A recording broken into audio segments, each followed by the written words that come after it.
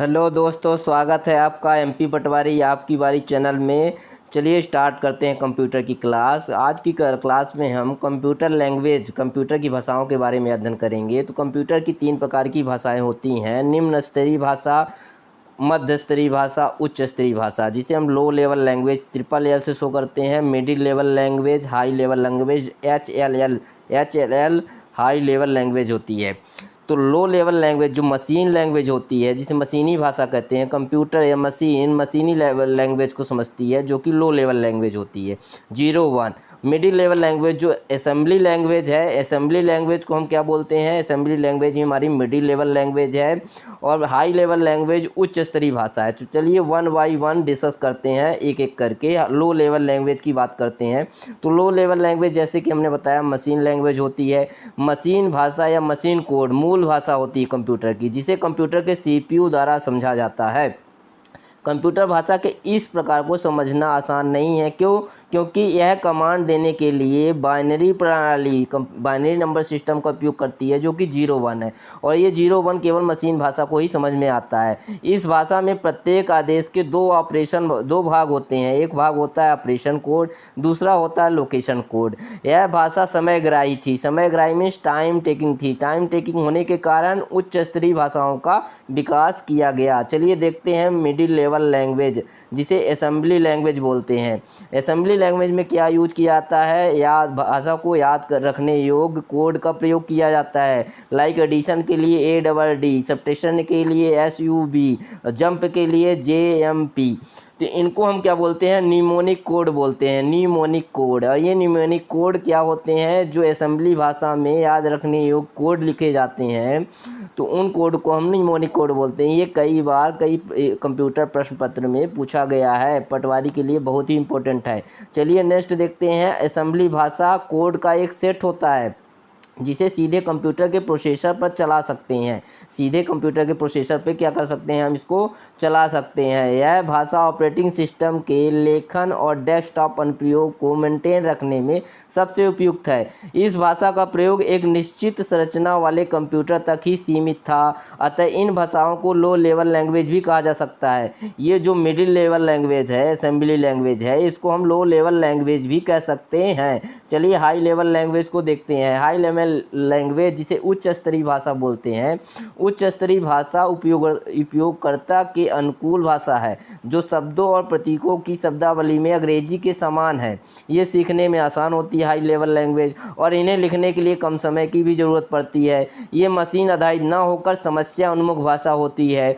उच्च स्तरीय भाषा का जो सबसे ज़्यादा विकास किया गया वो IBM कंपनी के द्वारा किया गया, और फॉर्टन नामक प्रथम उच्च स्तरीय भाषा का विकास इसी कंपनी ने किया। फॉर्टन जो लैंग्वेज होती है, हाई लेवल लैंग्वेज है, वो IBM कंपनी के द्वारा ही इसका विकास किया गया। चलिए नेक्स्ट स्लाइड में देखते हैं। हाई लेवल लैंग्वेज, कई प्रकार की हाई लेवल लैंग्वेज होती हैं, और हम एक 1 बाई 1 देखते हैं। एक होती है formula FORTRAN language, COBOL language, BASIC, Pascal, ALGOL, Logo, COMAL, Prolog, Forth, C++, LISP and Java. तो चलिए 1 बाई 1 हम डिस्कस करते हैं। फॉर्ट्रान लैंग्वेज, फॉर्ट्रान लैंग्वेज नाम से स्पष्ट हो रहा है, इसके शॉर्ट में फॉर और ट्रान।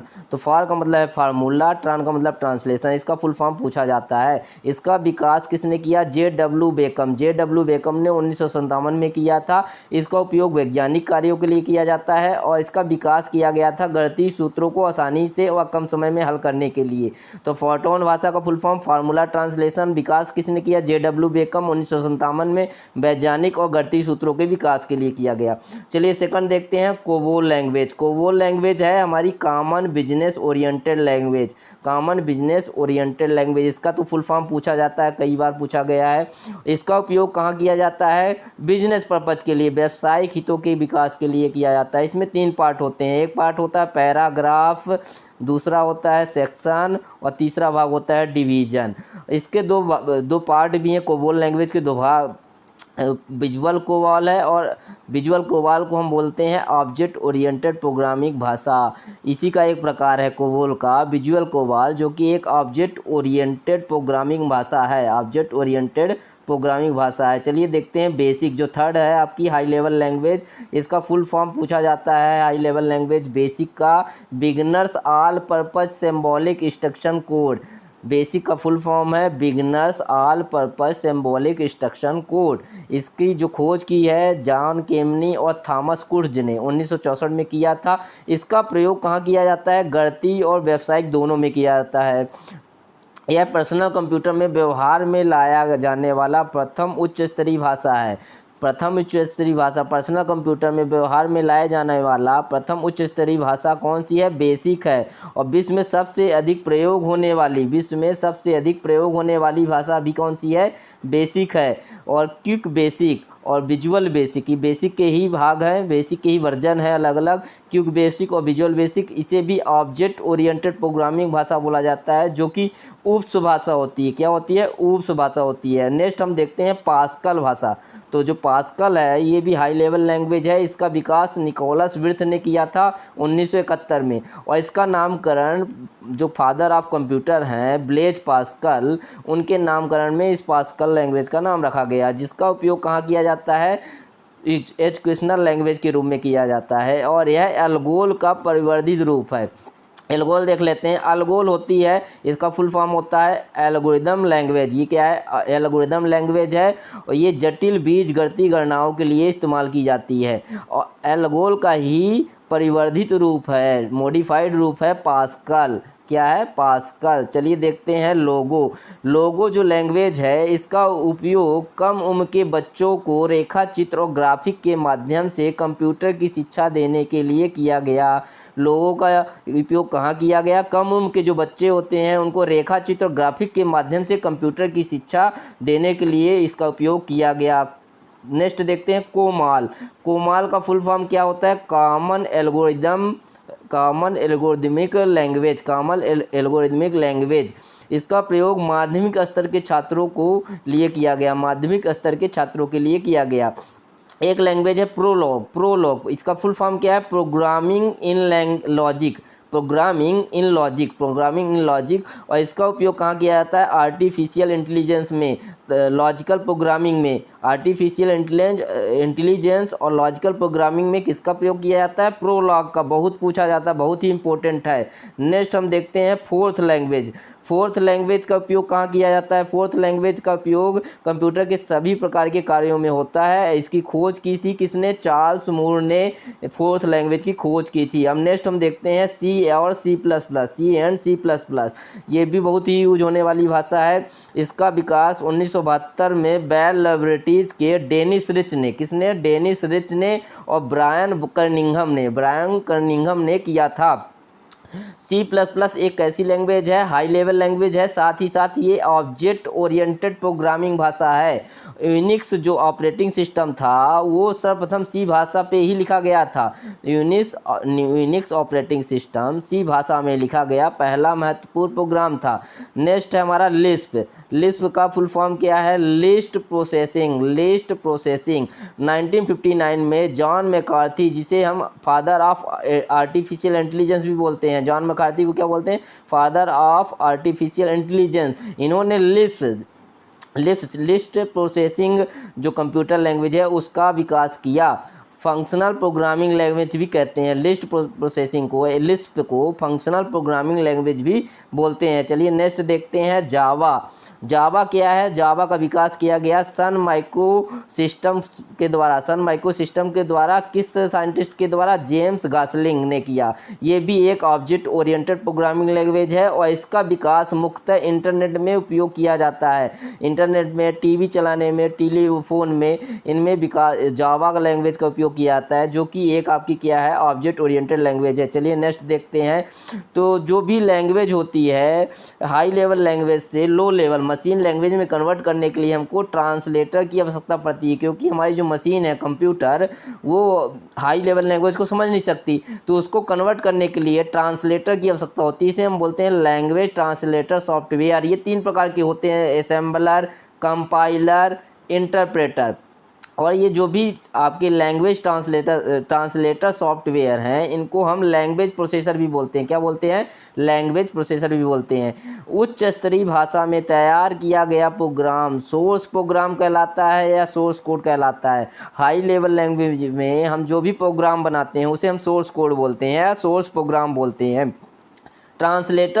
ट्रांसलेटर सॉफ्टवेयर द्वारा मशीनी भाषा में परिवर्तित प्रोग्राम ऑब्जेक्ट प्रोग्राम कहलाता है या मशीन कोड कहलाता है। जब ट्रांसलेटर के द्वारा हमारा जो हाई लेवल लैंग्वेज है, जो सोर्स कोड है, उसको हम जब कन्वर्ट कर लेंगे मशीनी भाषा में, उसे हम बोलेंगे मशीन कोड या ऑब्जेक्ट प्रोग्राम। सामान्यतः ऑपरेटिंग सिस्टम सॉफ्टवेयर निम्न स्तरीय भाषा में लिखा जाता है, जबकि एप्लीकेशन या यूटिलिटी सॉफ्टवेयर जो होते हैं वो हाई लेवल लैंग्वेज में लिखे जाते हैं। चलिए नेक्स्ट देखते हैं हम देखते हैं असेंबलर सॉफ्टवेयर वो देखते हैं, कंपाइलर सॉफ्टवेयर और इंटरप्रेटर सॉफ्टवेयर देखते हैं, इनका क्या क्या इस्तेमाल होता है। तो चलिए देखते हैं। असेंबलर सॉफ्टवेयर असेंबली भाषा में लिखा जाएगा, जिसे सोर्स कोड कहेंगे। सोर्स कोड किस में होगा? असेंबली भाषा में होगा। जब ये इसको कन्वर्ट कर देगा मशीन भाषा में, इसे ही ऑब्जेक्ट कोड कहते हैं। तो असेंबलर असेंबली भाषा को कन्वर्ट करता है मशीन भाषा में। कंपाइलर क्या करता है? हाई लेवल लैंग्वेज जो कि सोर्स प्रोग्राम है उसको कन्वर्ट करता है मशीन भाषा में। इंटरप्रेटर सॉफ्टवेयर क्या करता है? हाई लेवल लैंग्वेज को मशीन लैंग्वेज में। तो सभी क्या कर रहे हैं? मशीन लैंग्वेज में कन्वर्ट कर रहे हैं, चाहे असेंबलर हो, कंपाइलर हो, इंटरप्रेटर हो। ये आपके क्या है? असेंबलर, कंपाइलर, इंटरप्रेटर, ये आपके सिस्टम सॉफ्टवेयर हैं। सिस्टम सॉफ्टवेयर होते हैं जो कि मशीन भाषा में कन्वर्ट कर रहे हैं किसको? सोर्स कोड या सोर्स प्रोग्राम को ऑब्जेक्ट कोड में। मशीन भाषा में लिखा गया कोड जो है कन्वर्ट होने के बाद जो मशीन भाषा में हुआ है कोड, वो ऑब्जेक्ट कोड कहलाता है। कुछ डिफिनीशन पूछी जाती है। अब देखते हैं एक बेसिक सा डिफरेंस है कंपाइलर और इंटरप्रेटर में। तो कंपाइलर किसे बोलते हैं और इंटरप्रेटर किसे बोलते हैं? तो कंपाइलर क्या करता है? पूरे प्रोग्राम को एक ही बार में अनुवादित कर देता है। पूरे प्रोग्राम को एक ही बार में अनुवादित करता है तथा प्रोग्राम की सभी गलतियों को उनके लाइन क्रम से में एक साथ सूचित करता है। मतलब ये एक साथ ही पूरे प्रोग्राम को क्या करेगा? रन कर देगा, अनुवादित कर देगा और उसकी गलतियों को फाइंड आउट करेगा। लेकिन इंटरप्रेटर क्या करता है? ये लाइन बाय लाइन प्रत्येक लाइन को मशीनी भाषा में परिवर्तित करता है। तो ये एक बेसिक सा डिफरेंस है कंपाइलर और इंटरप्रेटर में जो कि पूछा जाता है। चलिए सबसे इम्पोर्टेंट पॉइंट देखते हैं हम, जनरेशन लैंग्वेज।